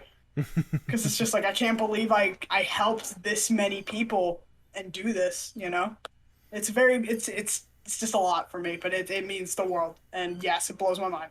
It really does. Well, I was going to say, like, especially when it comes to, like, helping other people and whatnot, I think it just kind of goes back to more or less the mentality that you and I share when it comes to, like, it if there's something that needs to be done out there, if no one else is going to do it, fuck it, I'm going to do it. And that includes making sure that other people have that dream that they want to get done and they want to complete. Like making sure that that is done one way or another. I think you and I are in the same boat when agreeing that if there's any way that we can help a person achieve what they truly want, we're going to help. Exactly. Because, yeah, I have my group of friends, and I remember they barely, like, they had their things they wanted to do, but it's almost like, some of them didn't know where to start, what to do. Right. And I met them, and it was like, you have that feeling where you've known them, like, for a long time, but you didn't know them. Like, you didn't know them yet, but you feel like you have. And you feel like you were meant to be there. You were meant to help them. And that's kind of how it was with, like, obviously the two that I mentioned a lot, Bill and Dearlove, these two people. Bestest friends I could ever have. Bill's one of the reasons Villainy is like doing as well as it is, and honestly, Dearlove is too. They both help so much with everything, and they help me become the better version of who I want to be, and I hope that I did the same for them. Alongside, well, I don't know if this is shout outs or just saying their username, but Beanie, who's making incredible projects too. My friend Gold, who's also doing that, and my friend Nero. They're my best friends, all of them. And, they mean a lot to me, and they've done a lot for me. And I've done a lot for them, and I hope that, we can keep creating. And they're also some of the main characters in Asylum. You'll be seeing all of them. So all of them will be there. All of them will feature. And, of course, a friend of mine, Sapphirus, who's always been there for me ever since I was, young. We are, like, very close. And we're like best friends, too. And he's also going to be featuring in that. There you go. Just all of them. They all help me become the better me, and I hope I help them become the better them, and that we all help each other. That's how we are. That is the beautiful thing about the art community. I mean, of course. We're like a big family. Exactly. We're like a weird family. Weird, dysfunctional, distant, but still family. Exactly. Like, I wouldn't have it any other way. Amen to that. Well, Yes. speaking of having stuff your way, I think for this next question, we need to go above and beyond for it, if I may, because I want to give you, Tay, the dream scenario. Let's say I am Big Shot Mr. Moneybags. I come up to you and like, look, Tay, what you're producing is absolutely incredible, and we know you can produce some of the most high-quality stuff out there, whether it's high-quality, beautiful content, or just high-quality shit posts. Either way, it is going to be high-quality one way or another. We have connections to anyone and everyone in any art industry, and more money than there should be possible. We should probably be helping pay those Netflix people that got laid off, but we'll take care of them in a second, I promise. But if given this opportunity, what would be the dream Tae Draws project? Oh boy. So wait, you're saying that they're not buying it, they're just giving me the funds. Yeah, the funds and the resources. This is all you. Okay, but everything else, nothing has changed. It is mine, just I get what I need to create it. Exactly. Nothing has changed. Exactly. Okay, then because I remember I was once asked if you could give it to any company. I said nobody. No. This is a certified Tay project. Yes. The big dream. What is the big dream? Obviously, as I said, all those projects, No Fun Allowed, having a full animated movie with full voice acting, giving all those people like the equipment they need to do it, That's a good Maybe start. even meeting up. That'd be nice to meet up with the people that I've known for so long. Certainly wouldn't hurt. Yeah, so we can all meet up, maybe do like the recordings in person. That'd be nice. Eventually, if I was big enough, if I had all that, probably my own studio. That'd be great to have my own studio. There you go. Help, pay for all the things that I would need to create all these things would be great. Animators and all that, help. Support all these animators who like work so hard on their stuff. Have them come on this and pay them like really well. Pay everybody very well. I want to give them what they deserve for their work. What else? This is mainly for the stuff that I make. So yeah, No Fun Allowed would be a finished movie. Villainy would have like. I only planned 2 seasons, but I know there's more than that coming in my head. It's just, so far, I guess I'd say the first 2 seasons of Villainy would be already on the way. Just because you planned it doesn't mean the plan is set in stone. I mean... Oh, no. There's more. It's just I gotta come up with it all. Right. Season 1's been planned for years. Season 2 just started happening in my head. Taesona would be fully animated and probably later get its own, like, movie, too. What else? I mean... There's so much more I could do. If we're gonna do fan content, like I'd hire some of the real voice actors to come on and do their characters. There you go. or like cameo them or something like that, have them help out. Again, money and resources. I mean, I'm sure we can get them to. We could get them to like to have their own like private suite up in the same studio that you're gonna be having your stuff. I think we got you covered. God, that would be amazing. And I don't know if this is really like, I don't know if this is really. I guess it is a part of it because it would help a lot to meet the people, to meet those, like the friends I mentioned, to meet them. Because that's all. And as I said before, I never had any in real life friends. They were all online. If I could see them, that would really help. I mean, you're seeing me right now. I'm seeing you. I meant like, I know exactly what you mean, and trust me, hug them. I would say, trust me, with all the friends that I have made ever since I've started this podcast and all the guests that I've had, trust me, I am right fucking there with you. Exactly, you've known them and you've heard their stories. You've heard them, like for me, 3 years straight with like the main group of friends, and it's like. All you want to do is just like hug them and tell them like you did good, you're good people, and you deserve the world. Mm-hmm, absolutely. So that would be. I know it's not completely related to work, but if I had the money, I would goddamn get the money and tell them to, come by. You could just say that they're like assistant producers. They're here for recording. That's why I said they could be listed as like assistant producers on the credits or whatnot. Exactly. So that gives you tax purposes, so you can get that money. Technically, I could put them in. I could put them into a thing and just have them. Yeah, exactly. So that's one of the things I do. There's a lot of things I do. And I definitely, help, if I could, help with family. Because, family and money troubles is a thing. Yeah. Because, money is always tough. Yeah. And it would be great to be able to help family with money. That would be another thing. Absolutely. And trust me, a lot of ground to cover, but I think it's all absolutely worth every single penny. But of course, sadly, we have to get down from the dream scenario. We gotta get back to reality, ever so sadly. And I'll ask the ever so generic question. Yeah. Where do you hope to see yourself 5 to 10 years from now? Okay. Well, 5 to 10 years from now. Oh boy.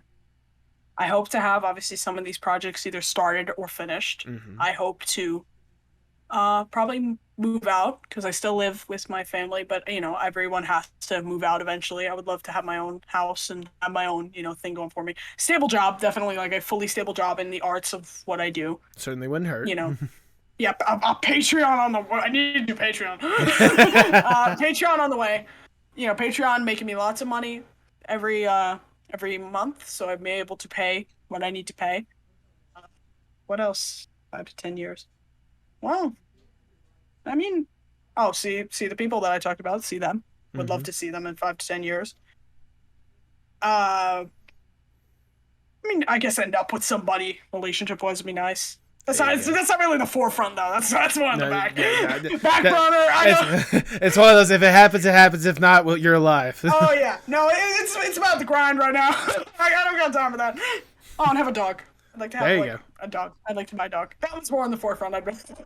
There you go. Dogs are great. It's a little cheaper too. Anyways, yeah, you don't have to bring that into like a fancy restaurant every.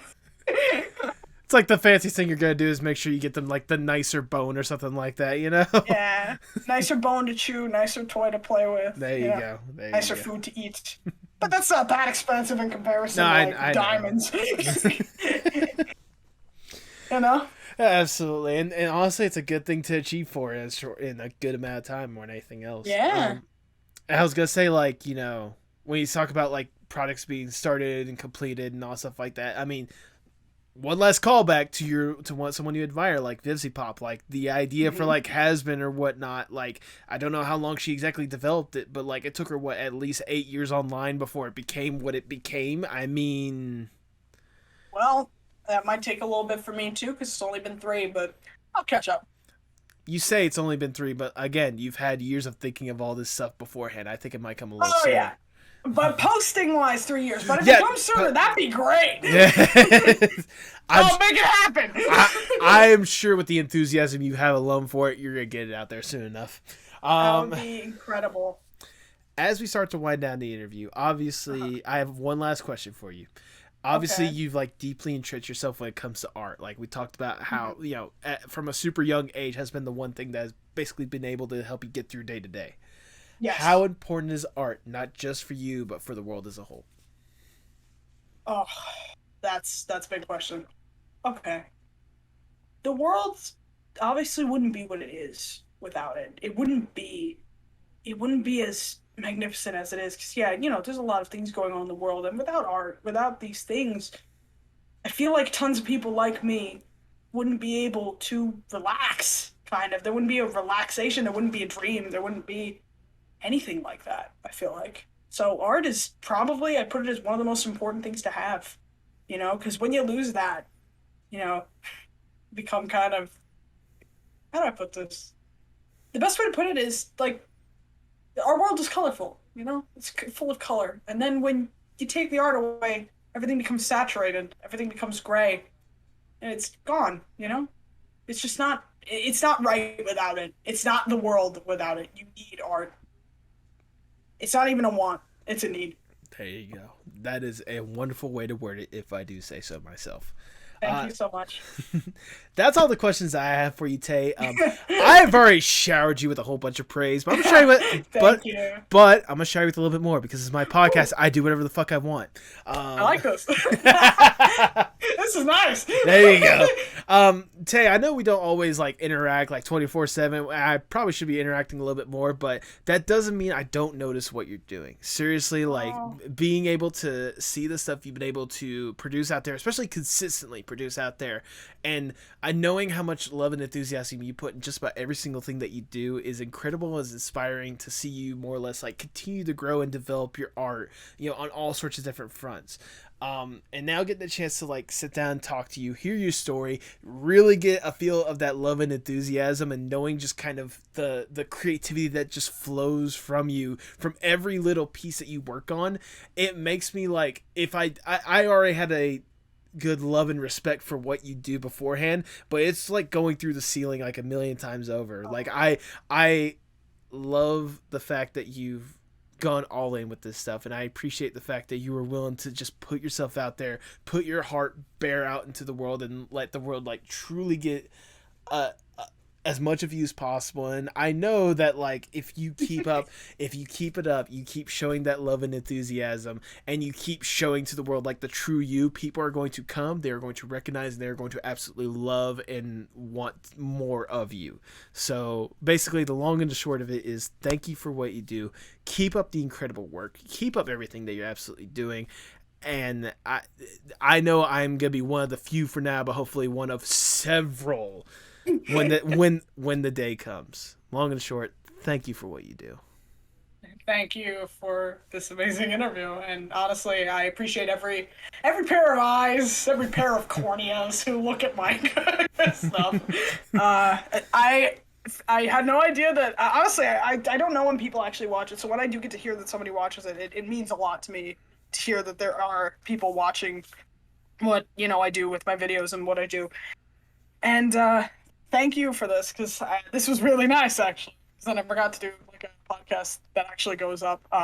So it's really cool. It's really cool. And it would be great to have all that. And I hope that one day I do.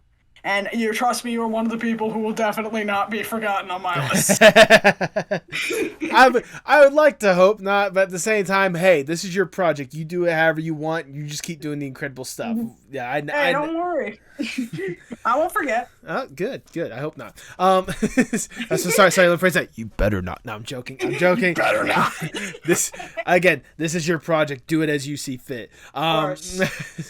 For people that don't already watch your stuff and don't already show you that love and appreciation, go ahead and plug your stuff for the people at home. Of course. Okay. So, as I said, I'm Tae Draws. I have a YouTube channel, Tae Draws, full caps, to make sure you see it. It's that. I have a DeviantArt, but that's not as active. If you want to see me more active, I do have a TikTok that I post sometimes on for just for fun sometimes, but also for advertising. Mm-hmm. I have an Instagram. I have a Twitter. They all go by the same name, Tae Draws. What else? Oh, if you are interested in Taesona actually does have a website that you could look at. It has all the characters on it that you could read about, look at. The videos are there. Everything's there. SoundCloud, if you're interested in my music. There's a list of crap. 1 second. Let me just make sure I get it all. Or at least the main stuff. Okay, got that. I mean, for projects, I'm on Casting Call Club. If you guys want to maybe have me on something, that'd be cool. Eventually, there is going to be a Patreon. I'm planning it now. We're going to plan exclusive stuff for the Patreon. There we go. That will be there. there. We go. And it's going to be very interesting because I'm going to make sure there's stuff that I wouldn't typically post on the channel there. And it's going to be very interesting to do. So if you guys are interested in that, look for the Patreon soon because there's probably going to be a trailer for it. I want to prepare stuff first to make sure that it's worth your money. I promise it will be worth every goddamn penny you put into it. I will promise you that. Okay. Just make sure. If you're interested in the characters and wanting to learn about more with them, there's the Toy House. And finally because this is a bit more of a rare one, but for 1 month of the year, there's usually a thing called Art Fight, and on it, people draw each other's OCs back and forth. Like, it's a fight. It's an art fight, quite literally. And I am on Art Fight, so if you would like to do that this year, because it's coming, I'm on there. You can follow me on Art Fight. Tae Draws, and I've been adding all my characters to it, so y'all better be ready, because I'm about to slay everyone. You're gonna make sure that people fight for that belt, huh? You better fight. And if you forgot any links, I'll be sure to have them in the description below. I got you covered. Of course. I'll give you. I got. You don't need to put any links because I got one that links to all of them. Yeah, your cardio. Trust me. How do you think I did my research? I went and found your cardio. Good idea. That's how I saw all the wonderful taesonas and saw all the wonderful, yeah. All the wonderful everything, and It only gets bigger. There you go. Do you have any final words before we sign off? Okay. Yeah, I think I do. Mm-hmm. It's hard for me to come up with heartfelt stuff on the spot, but I do have something I think to say. It doesn't have to be heartfelt. It just has to be whatever final words you want to say. Okay, I could do a little something. It's whatever. It's your space. Okay. Let me think. To all the people who, are like me, I guess. The people who were like, I don't really have a shot, is what I would think. It's like, I don't have a shot with all these people who, you think are bigger. In the end, they're all human. We're all human, and we all have dreams. We all have things we want to do. So don't let what somebody says, because this was another thing. A lot of people, when I was younger, held me back, and I let that take over when I shouldn't have. So don't let people hold you back from creating the dream, doing what you want to do, because in the end, it's your life. You're only, I hate to use the phrase, you're only going to live once, but you are. Yeah. And, you've got to enjoy that time. And if you're, letting these people hold you back, is that really enjoying that time? No, it's not. So do what you dream to do. Work for it. Yeah, just do it. Just go for it. Don't give up on it, and don't let anyone tear you down. And, what else did I say? Yeah, check out Asylum when it comes out, because that's going to be coming out soon. There's going to be a trailer. It's going to be pretty funny. Obviously subscribe to the channel, bring the support, and when Patreon comes out, check it out, because it's going to take a lot of effort. There's a lot of effort in the Patreon. Yes, and if you can, for the love of God, you people join the maps. I make maps, multi-edited projects. Where are you people? I make them, and nobody joins them. I'm going to kill you. Now, I'll tell you what, you let me know when maps are being created. I can try to lead some animators your way. I can try to get you covered. No, it's not even maps. It's maps. It's editing. It's just editing. Oh. No, if I do maps, send it to them. If I do maps, send it to them. But yeah, thank you all so much for watching. Support this dude. He supports all the artists. Support him, and support me, and support all my buddies. There you go. Add you to the people that I want people to subscribe to. So, there you go. If you ever want me on here again, dude. Hey, you know what? Especially with the content you're going to be creating or whatnot, you have an open invitation, all right? Hey, thanks, dude. There you go. And with that, all I have left to say is for the people at home, hasta luego, mi amigos.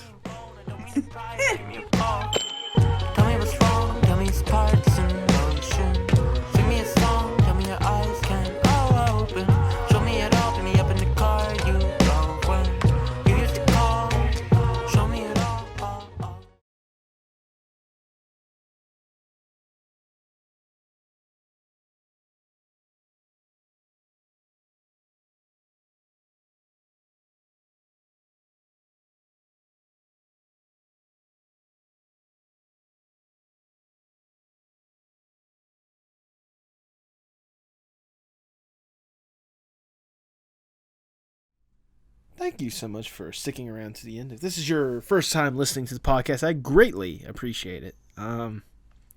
Tay was fun. Long and the short of it.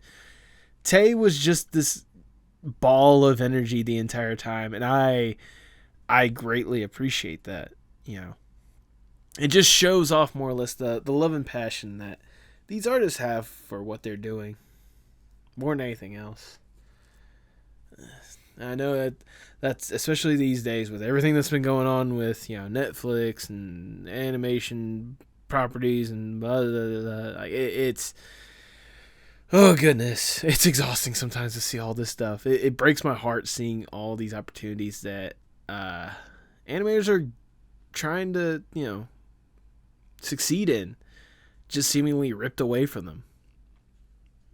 But what I do appreciate about Tay, at least at this point, and what I appreciate about a lot of artists these days is they're not banking on the big studios in order to get these opportunities. Especially within the past year or so, I've really noticed that people have been basically putting the ball in their own court and creating their own opportunities to create the art that they love and they want to see succeed out in the world. And I think, at least at this point, with everything that is going on, with all the chaos, I think that is quite possibly the best option. Is it the scariest? Oh, by a long shot. It is the scariest option for people to try to go out there and do this stuff on their own. But at the same time, with how strong the community has been, especially within the past year or so, with how much love and passion and affection that people are showcasing to independent animation, with the amount of resources and the amount of available eyeballs out there, I believe it's entirely possible. At least for me. I mean, I know this is going to sound so cliche, but the biggest example I think of off the top of my head is someone that we mentioned in this podcast, Vivcy Pop. Viviane Madrano. The fact that she went out and just created the shit that she wanted to, and people came flocking in masses. I mean, if she can be able to do it, what's stopping everyone else? Again, it's hard. It's not going to be easy. No one said it was going to be easy. But most people that are in animation will also agree. Being in animation is not easy in the first place.